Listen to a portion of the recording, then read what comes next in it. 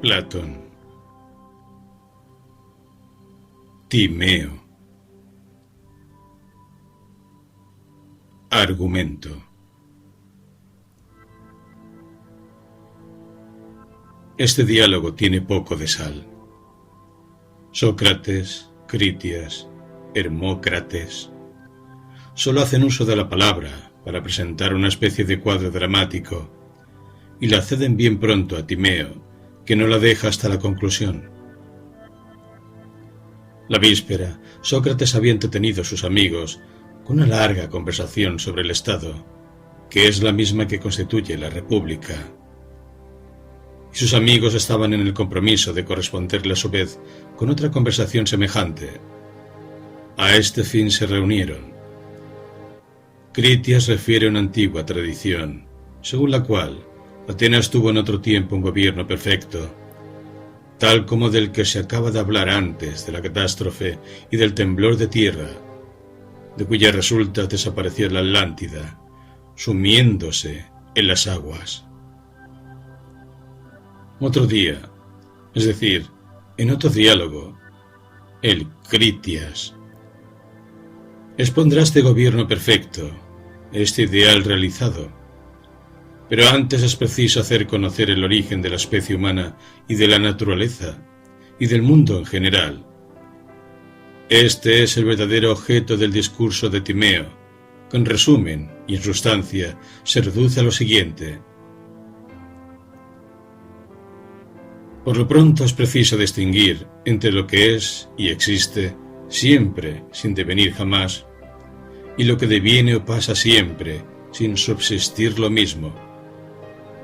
Es preciso decir que lo que es y subsiste lo mismo es comprendido por el puro pensamiento y puede ser conocido con certeza, que lo que deviene siempre objeto mudable de los sentidos y de la opinión no puede ser conocido sino de una manera conjetural. De aquí se sigue que no hay ciencia posible de la naturaleza y en general del mundo, y no será poca fortuna si se llega a dar una explicación probable de la formación del universo inmenso. Dios es bueno y no conoce la envidia. He aquí por qué ha puesto en el cuerpo del mundo un alma para animarle, y en esta alma una inteligencia para iluminarle. He aquí por qué ha querido que el mundo fuese un animal racional. Un animal racional era el único digno de la providencia divina. Pero este ser racional, este mundo, ¿según qué modelo ha sido formado? Este modelo es el animal perfecto, es decir, no tal o cual animal inteligible, sino el que comprende todos los animales inteligibles particulares. Por esta razón no hay más que un mundo que lo abarca todo, y no hay más que un animal racional visible que comprende todos los animales visibles particulares. El cuerpo del mundo, habiendo comenzado a existir, es necesariamente visible y tangible. Es visible, luego se compone de fuego. Es tangible, luego se compone de tierra. Pero dos cosas no pueden estar unidas sino mediante una tercera, que les sirve de término medio. Y si estas dos cosas deben formar un sólido, no pueden estar unidas sino por dos términos medios. Fue, por lo tanto, indispensable colocar el agua y el aire entre la tierra y el fuego. De suerte que el cuerpo del mundo comprende estos cuatro cuerpos particulares. Los comprende en su totalidad. No se trata del fuego, de la tierra, del aire, del agua, sino de todo el fuego, de toda la tierra, de todo el agua, de todo el aire. Fuera de él no hay nada. A esto debe el ser completo, el ser único. Y a esto debe también el verse libre de enfermedades, de la ancianidad, de la muerte. Porque nada exterior puede obrar sobre él para alterarlo o disolverlo. Es esférico, porque es la forma más conveniente.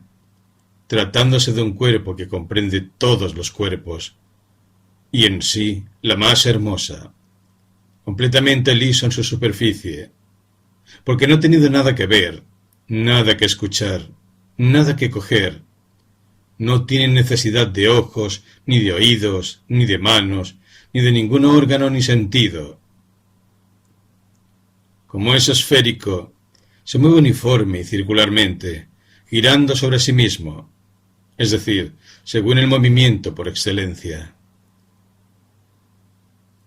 Antes del cuerpo del mundo, Dios había formado ya el alma del mismo, esta alma racional de que ya se ha hablado, porque ella es primera por su nacimiento, así como por su virtud. De la esencia indivisible y de la esencia divisible mezcladas, formó una tercera esencia intermedia. Después mezcló esta esencia intermedia con las otras dos, con lo mismo y con lo otro. Después dividió esta esencia en partes, compuestas todas de lo mismo y de lo otro y de la esencia intermedia. Después combinó estas partes en proporciones numéricas. Después cortó la mezcla definitiva en dos bandas, cruzó estas dos bandas, dobló sus extremidades en círculos, imprimió al círculo exterior el movimiento de la naturaleza, de lo mismo, y al círculo interior el movimiento de la naturaleza de lo otro, y dio la supremacía al primero de estos movimientos. Y esta fue el alma del mundo.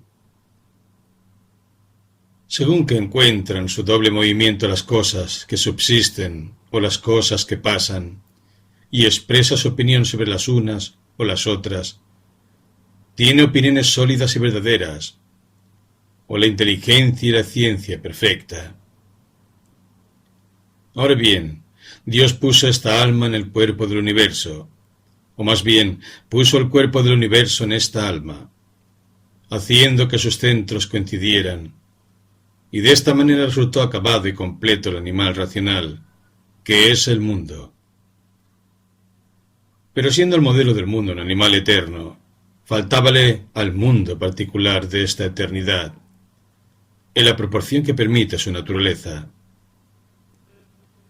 Dios le dio el tiempo, móvil imagen de la inmovible eternidad,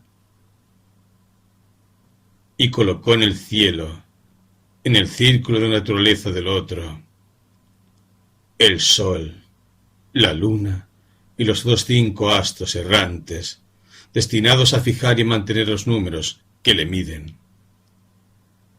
Pero siendo el modelo del mundo un animal inteligible, que comprende todos los animales inteligibles particulares, faltaba al mundo todavía comprender todos los animales visibles particulares. Los hay de 4 especies: la raza celeste de los dioses, la raza que vuela por los aires, la raza que nada en las aguas, la raza que marcha sobre la tierra. Dios dio sucesivamente al mundo estas 4 razas.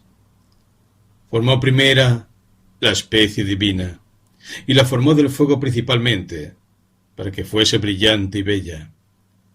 La hizo perfectamente redonda, para que se pareciese al universo, y la concedió la inteligencia del bien, para que marchase de acuerdo con este mismo universo. Estos dioses, dotados de un doble movimiento de rotación y de traslación, fueron dispersados por toda la extensión de los cielos. Animales divinos que se distinguen entre los astros por la regularidad de su carrera. En cuanto a las 3 especies mortales, no pudiendo formarlas con sus propias manos, sin hacerlas iguales a los dioses, encomendó a estos ese cuidado. Como los hombres debían unir a una parte mortal otra inmortal y divina, Dios confió la semilla de esta última a los dioses subalternos. Los dioses subalternos se pusieron a la obra. Tomaron del mundo partículas de fuego, de tierra, de agua y de aire, y uniéndolas compusieron el cuerpo humano. Redondearon la cabeza para hacer la estancia del alma, o por lo menos de la inteligencia, y la colocaron a la cima del cuerpo, para que la condujera como si fuera un carro. En la parte anterior de la cabeza, en el semblante, acomodaron los principales órganos de los sentidos, y singularmente los ojos, portadores de la luz, porque los ojos encierran un fuego interior que no quema, y que es propiamente la luz.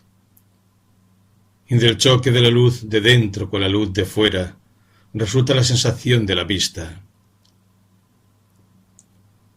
La vista, sentido maravilloso, que nos permite contemplar en los cielos las revoluciones de la inteligencia y arreglar por este medio las revoluciones interiores de nuestro propio pensamiento.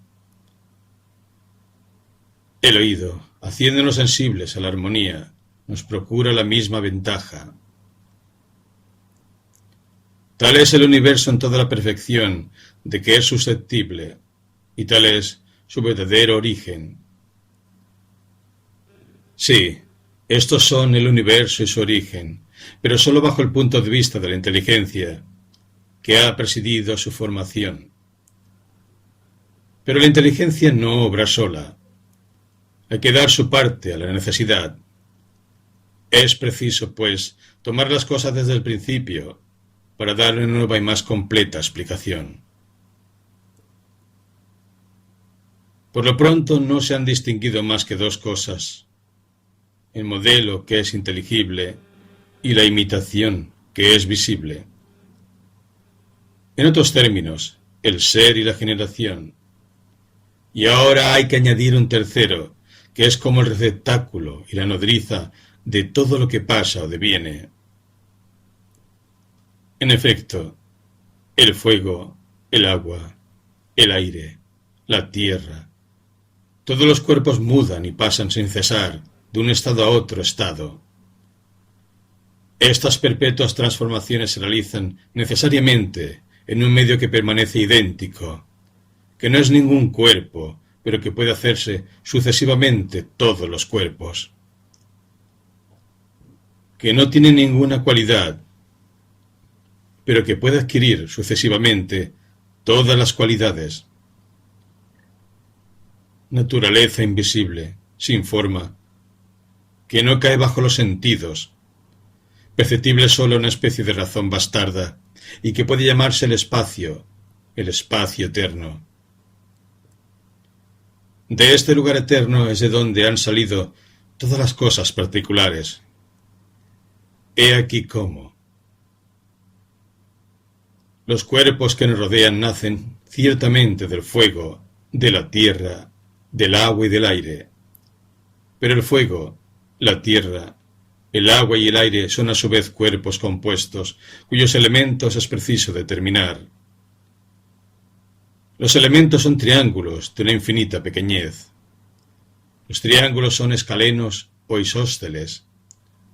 Los escalenos, mediante sus combinaciones, engendran tres sólidos, a saber, la pirámide, el octaedro y el icosaedro. Los isósceles no engendran más que uno, el cubo. Estos sólidos, mediante otras combinaciones, engendran a su vez cuatro cuerpos elementales, de donde salen enseguida, como hemos dicho, los cuerpos particulares.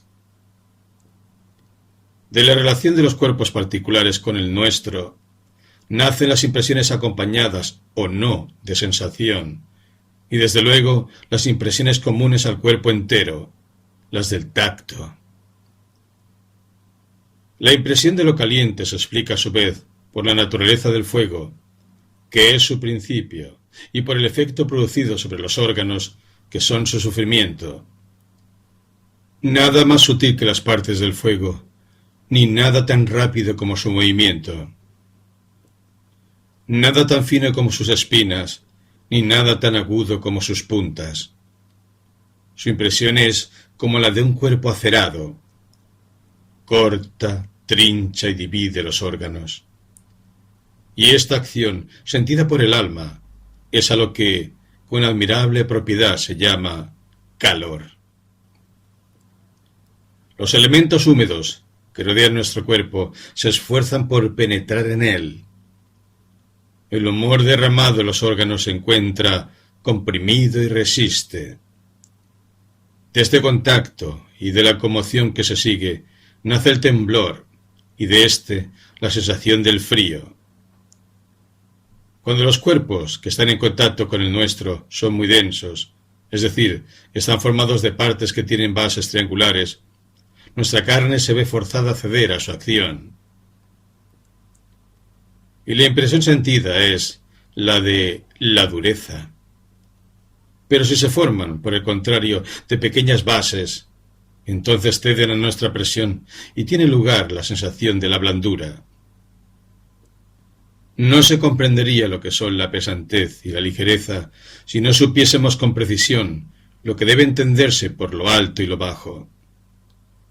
Lo cierto, o por lo menos lo probable, es que en el mundo cada uno de los elementos ocupa un puesto aparte,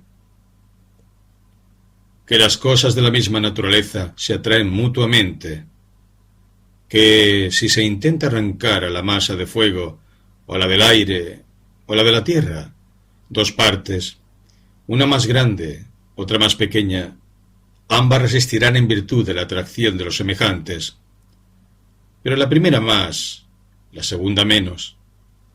Ahora bien, la mayor resistencia de la primera la obliga a tender hacia abajo, es decir, hacia la masa de la misma naturaleza, y aquí la pesantez. La menor resistencia de la segunda la obliga a elevarse a lo alto, es decir, hacia una masa heterogénea, y aquí la ligereza. En cuanto a las impresiones de lo áspero y de lo liso, que nos hacen experimentar ciertos cuerpos, son producidas, aquellas por la dureza unida a la desigualdad de las partes, y éstas por la uniformidad unida a la densidad. Es preciso decir por qué, entre estas impresiones comunes al cuerpo entero, algunas van acompañadas de sensación y singularmente de placer y de dolor. No son todos los cuerpos igualmente favorables al movimiento. Si un cuerpo fácil de mover recibe una impresión, aunque sea ligera, cada parte la comunica a las que forman un círculo en torno de ella, produciendo sobre estas partes la misma impresión que ella ha recibido, hasta que el movimiento, llegando a la inteligencia, la advierte del poder de la gente. Entonces tiene lugar la sensación. Pero si el cuerpo es firme y estable, no produce ninguna transmisión circular y concentra la afección en la parte afectada, entonces no hay sensación.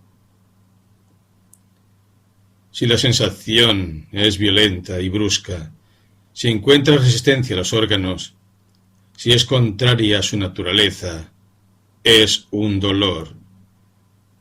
Si, aun siendo violenta y brusca, y encontrando resistencia a los órganos, lo restablece en su estado normal, es un placer.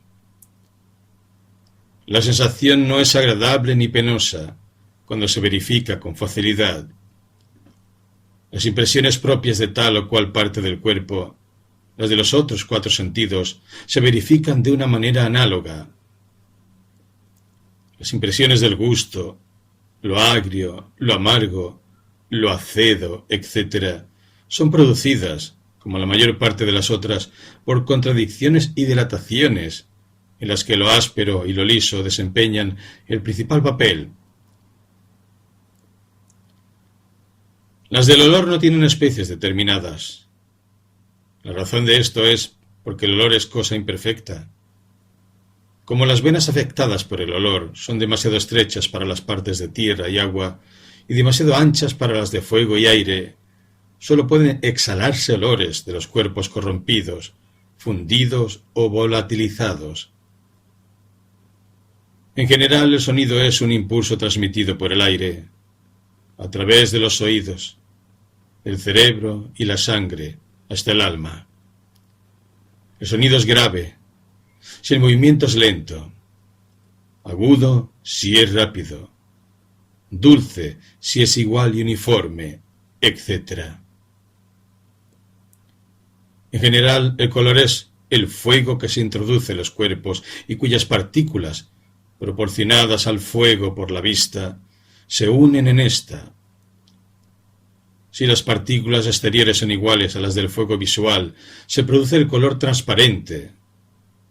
Si más gruesas o más pequeñas, contraen o dilatan el fuego visual, el blanco y el negro. Si, dividiendo el fuego visual hasta los ojos mismos, hacen derramar lágrimas, el brillante. Si se mezclan con el líquido contenido en los ojos, el encarnado. De estos colores combinados nacen todos los demás. Tal es el universo y tal su origen bajo el punto de vista de la necesidad. Es preciso ahora, teniendo en cuenta a la vez la necesidad y la inteligencia, acabar de exponer la formación del hombre y de los animales inferiores. Los dioses subalternos no se limitaron a encerrar en la cabeza el alma inmortal que habían recibido de su padre.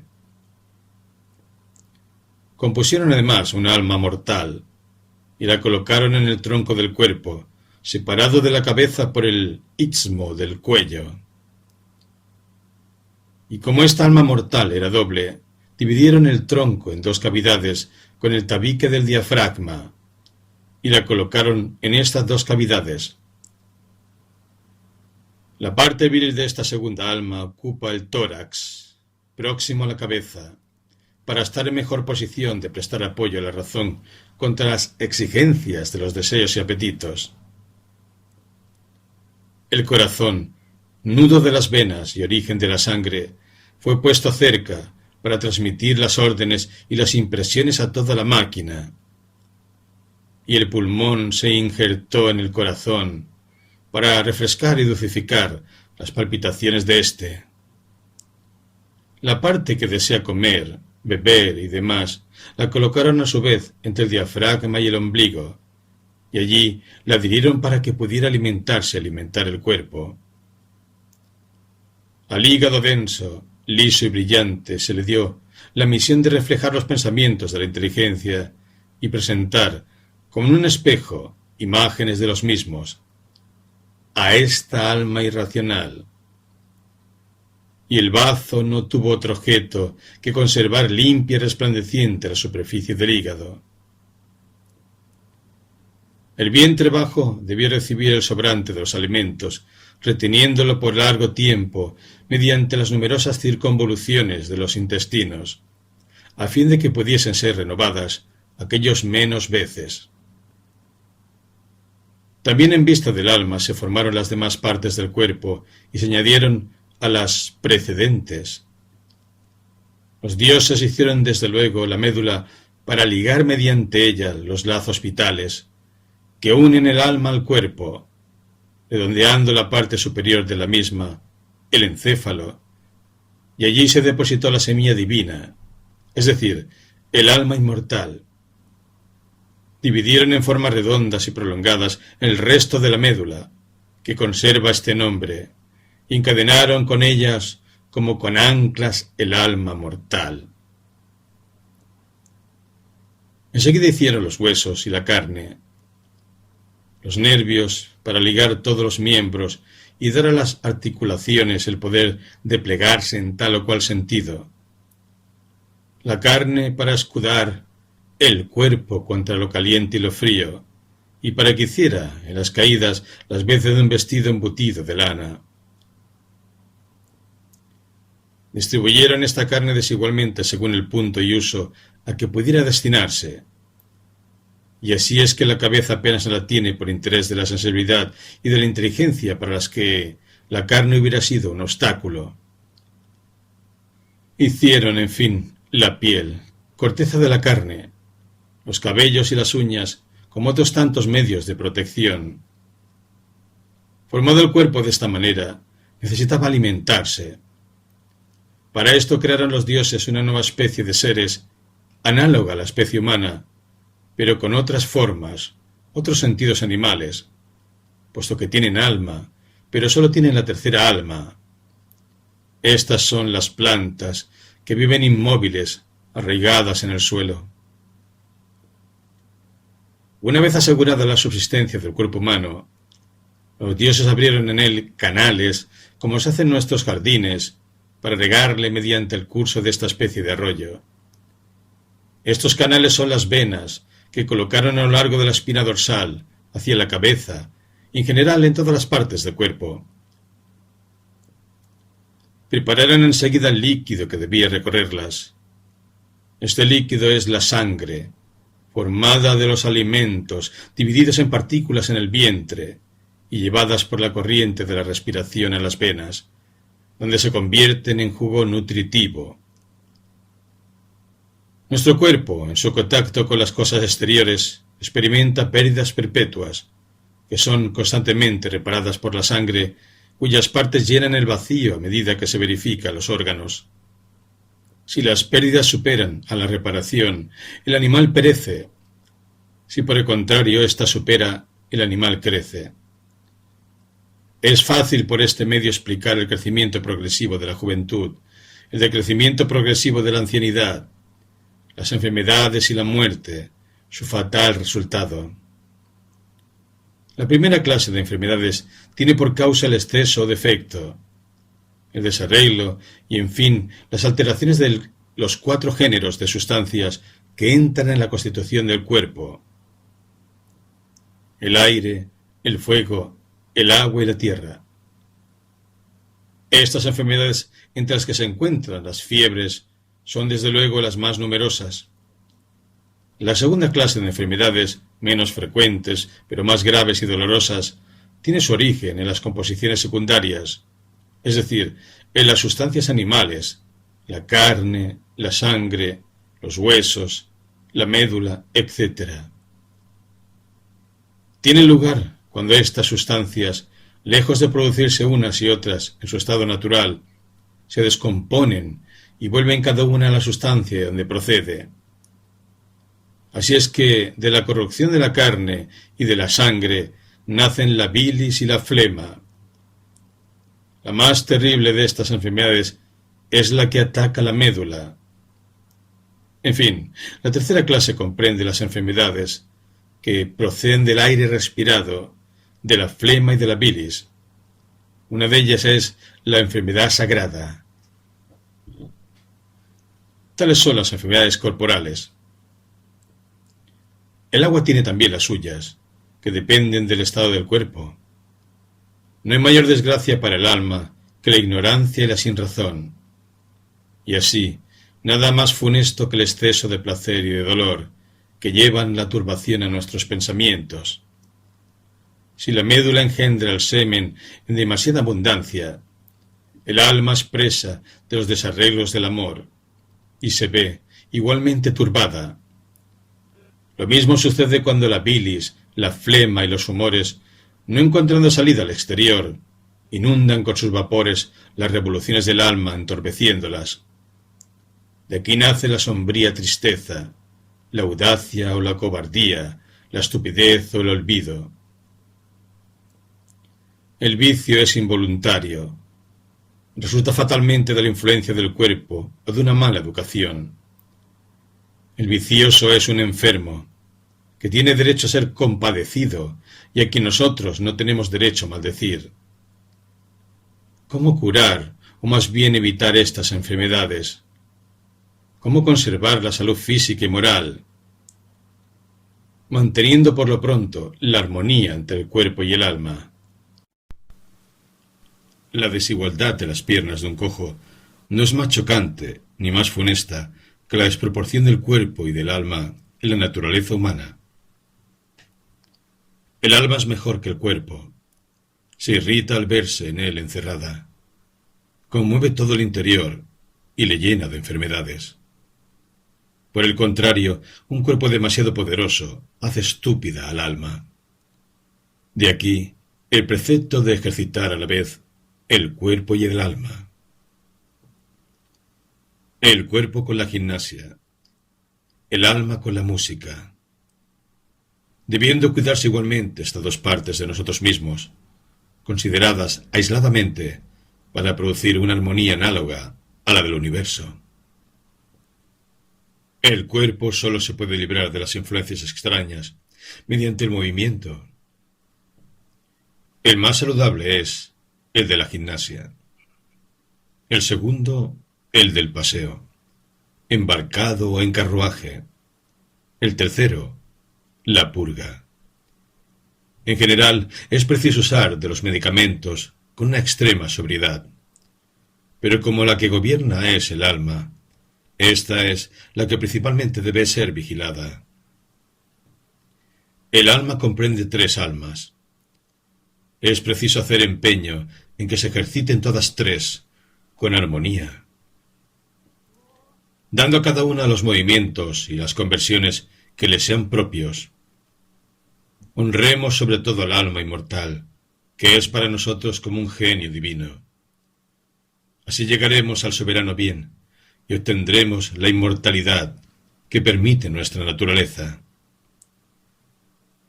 Después de los hombres vienen los animales. Pero los animales no son más que hombres castigados y degradados. Las mujeres mismas no son más que hombres que fueron cobardes y pasaron su vida faltando a la justicia. La raza de los pájaros proviene de esa clase de hombres ligeros, exentos de malicia, grandes anunciadores de las cosas celestes, de las que sólo juzgan por lo que ven con sus ojos. La raza de los animales terrestres proviene de los hombres extraños a la filosofía, esclavos de sus pasiones. Los más estúpidos han recibido 4 pies para estar más firmemente adheridos a la tierra. Los todavía más estúpidos se arrastran bajamente por el suelo. La raza de los animales acuáticos representa hombres enteramente desprovistos de inteligencia, juguete de los más groseros apetitos, indignos de respirar un fluido puro, están condenados a vivir en el fondo de las aguas. Tal es, en sus elementos y en su variedad, en su origen y en su estado actual, el universo, animal visible que encierra todos los demás. Dios sensible a semejanza de la inteligencia. Dios muy grande, muy bello, muy bueno y muy perfecto, que vemos por todas partes, bajo nuestros pies, sobre nuestras cabezas, el cielo, en fin. Este es en resumen el contenido de Timeo, que difiere notablemente de todos los demás diálogos por muchos conceptos. Por lo tanto, nos presenta en el discurso de Timeo una verdadera exposición didáctica, extraña absolutamente a los hábitos de Platón, y que convierte este escrito, uno de los últimos que compuso, en un tratado a la manera de Aristóteles.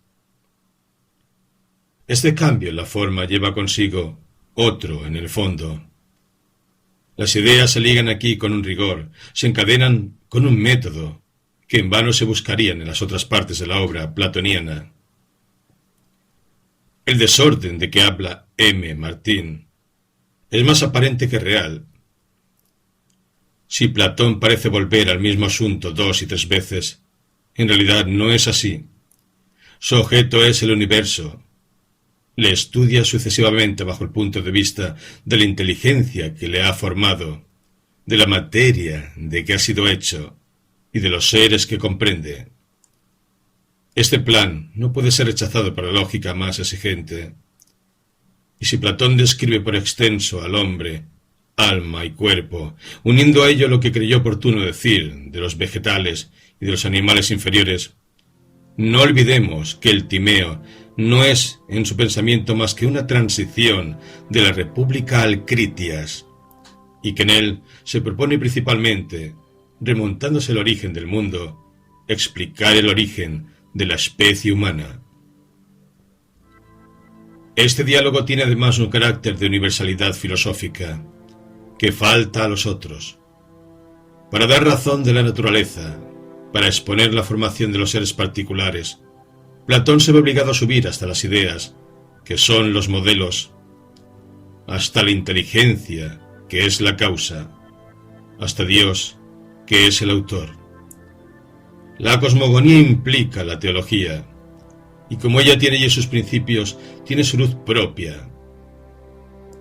De suerte que el Timeo encierra hasta cierto punto toda la doctrina platoniana, sus diversas partes en sus relaciones naturales, y tales como Platón las concebía al fin de su carrera, después de una dilatada vida consagrada a la indagación de la verdad y a la meditación.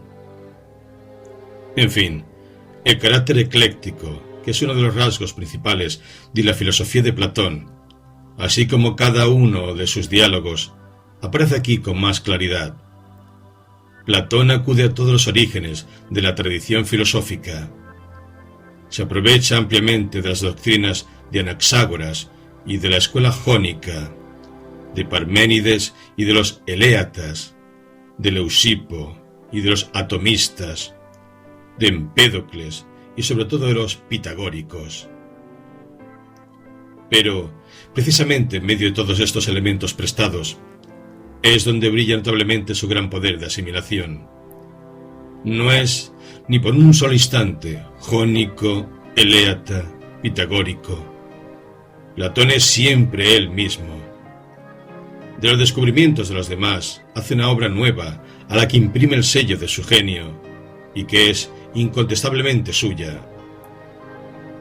No se puede menos de compararle a las abejas de la que habla Montaigne, que pican acá y allá las flores, pero después hacen la miel, que es obra suya. ¿Qué valor tiene esta doctrina compuesta de 1000 doctrinas diversas?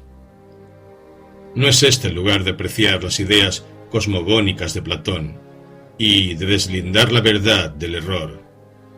Solo diremos que todos los errores están dominados por un error capital, que consiste en declarar que no siendo la naturaleza más que una oleada de apariencias fugitivas, no puede ser científicamente conocida, que sobre todas las verdades que encierra hay una verdad suprema, la que Platón expresa en esta forma: